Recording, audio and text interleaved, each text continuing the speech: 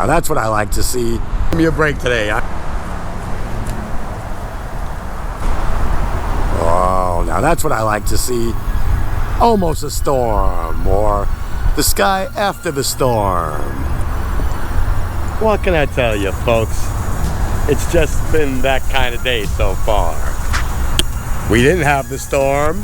We're dealing with after the storm, which made me say, it's a good day to talk about panic versus preparedness. Let's do that. I think it's time to clean up the studio. Hello everyone, hope you're having a fantastic day.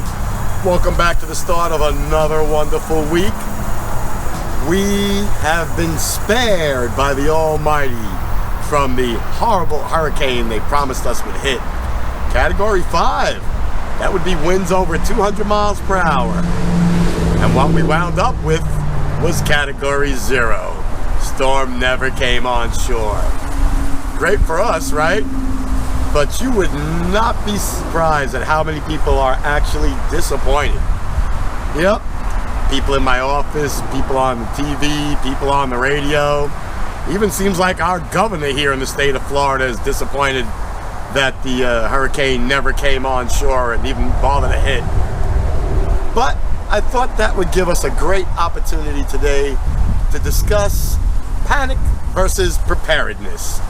Because I've seen a lot of panic in the last few days versus preparedness, which is what we actually needed. See, even the powers that be love to feed into causing a panic. So like I've tried to tell many of my colleagues that don't believe me and say why would they want to cause a panic? Well, panic really drives a good economy. Yup. Fear will make you buy things you don't need or even want. And that's exactly what I saw happen this time. As you know, Rini is the manager of a very large retail food store. Even though she hasn't been to work, she's still keeping up on everything going on in the store. And one of the things we thought were real interesting was the sales. They did about $1 million worth of sales in 3 days, which is a lot, even for them. They're good, but they're never that good. Mostly water, canned goods, and lots of meat. Don't know why. You're afraid your electricity's gonna go out, why you be stocking up on things for your refrigerator, but that's what people do. So, let me share with you the difference between being prepared and just panicking, which is what we saw mostly in the last few days here. See, being prepared means you stay level-headed, you keep calm, you actually have supplies already in your house, and so, you know, you're going to use your heads up and see what's coming and, you know, what's the possibility, the real possibility of being without services for probably here in the United States. I mean, unless you're really in a rural area, you're not going to be more than 3 days without services. In my part of town, which is a rural area, we've never gone more than 48 hours without services. We here in the West are really good emergency-wise and have everything pretty much ready to go. So it has to be super cataclysmic, world-ending size, you know, disaster to really slow things down here, keep you out of receiving services. So I thought it'd be a good chance to go over what being prepared means and why you shouldn't panic. Man, I see the wind is not going to give me a break today. I am running from the wind. Hopefully too much of it doesn't come out on the video, but that's what we have. We have residual winds from the hurricane. That was our damage, and it was nothing. It was this. So just annoying, nothing to worry about. But I thought I'd go over being prepared. You see, when you panic, you run out and you spend money unnecessarily. You wind up with things you don't need, and you actually are not prepared for the emergency. Being prepared means preparing in advance. So, you know, I don't really know many parts of the world anymore that you don't hear about these things unless it's like an earthquake or a tornado, days, possibly weeks in advance. Put it in perspective, we knew 3 weeks in advance and have been watching the storm for 3 weeks. So we already knew what we would need and by when we would need it. but yet still people did nothing until a day or two before, and then they were in the madness of panic. You see, at our home, we shop for a week at a time to begin with, so we always have 5 to 7 days worth of food in our pantries, in our refrigerator. So when the shop for the storm alert goes out, we're already done.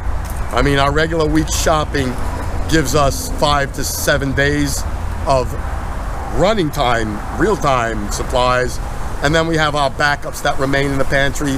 So in reality, we never have less than 7 or 8 days worth of food in our home, which I'm guessing the majority of you guys are the same way, at least here in the West.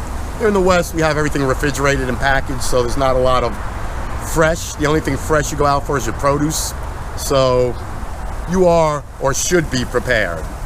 Next, let's go to fuel.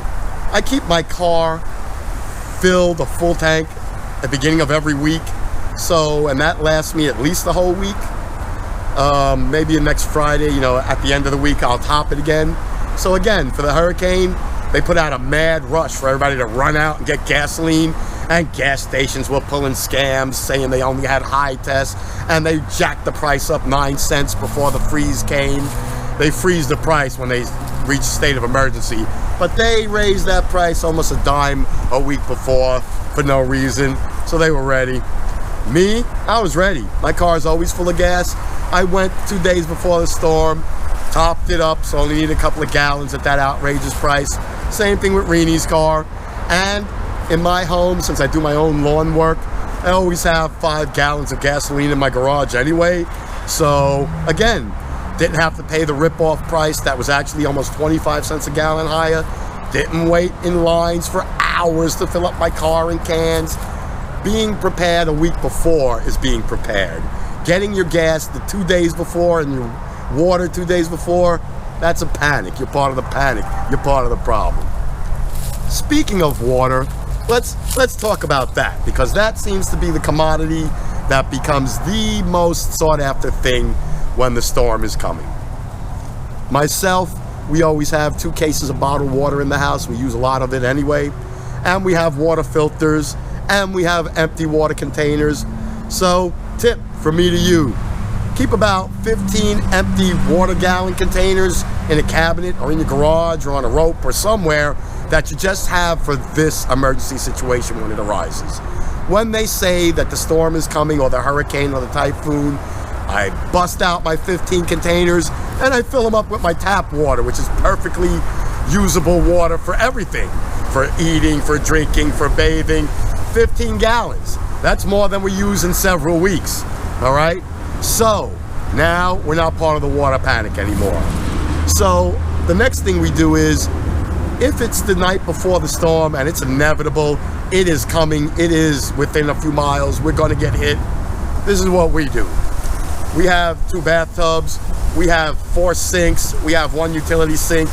We've bought very good rubber stoppers for all of those sinks and bathtubs. Put your rubber stoppers in, fill everything up to the max. Bathtub must hold, 50, 65 gallons of water. Each sink holds about 4 to 5 gallons of water. My utility sink holds 35 gallons of water. So with all your sinks filled, you're gonna have over 100 gallons of water to use for whatever you need. For bathing, for cooking, for drinking. It's not gonna go bad. It's in a clean container. Use that water first and then your bottled water last. Don't be part of the water panic, people. Fill up your bathtub, fill up your sinks, and you're gonna ride out the storm without a problem. And that's it. I mean, prepare your house. You probably should have your shutters and stuff put away from the season before. If not, this is the year to make them up and save them. You got your water, you got your food, you got your shelter all in order. You're ready for the storm. You're not part of the panic, you're part of the prepared, which seems to be 25% of my entire community. 75% were a part of the panic. So, what can I tell you? I don't tell people how to live, you do you, but if you don't want to be stuck in the storm or depending on others, live a reasonably normal life. A week out, when they say it's coming, you know, get your canned goods, get your gas in order. Days before, you top everything up, you're safe and ready to go. And I think the last thing I want to address is something that I'm probably very poor at myself. That would be evacuating. I mean, I know my evacuation plan and I know my evacuation route, but I tend to never evacuate, even when I'm asked to. I like to go by my own common sense, and I've been through a lot of these, but if you're unsure and you haven't been in the area you're in before and you're asked to evacuate, just do it. Because the day of or during, it ain't gonna happen. You are stuck there. You could die there. So if you're ill prepared and they say evacuate, well then they're talking to you. If you're well prepared and you know your situation and you've been through these before, well then use your best common sense. But you know, I always say, better safe than sorry. You evacuate, it's a pain in the behind, but you and your family and your loved ones are safe. You come home and it is what it is. You choose not to, the only thing I like to say is, once it's hit and you're in dire straits, don't think that the emergency service people are gonna come out to get you. They can't. It's impossible. They may try, but more than likely they can't even try. Don't expect someone else to give up their life because you were too lazy or didn't feel it was that bad and didn't evacuate. That's all on you, man. You're gonna have to ride it out, and you know, we pray for you and hope for the best. But don't ask others to risk their life for you.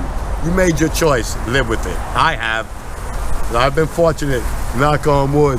I've gotten away with it. But there may come a day I don't. We'll see.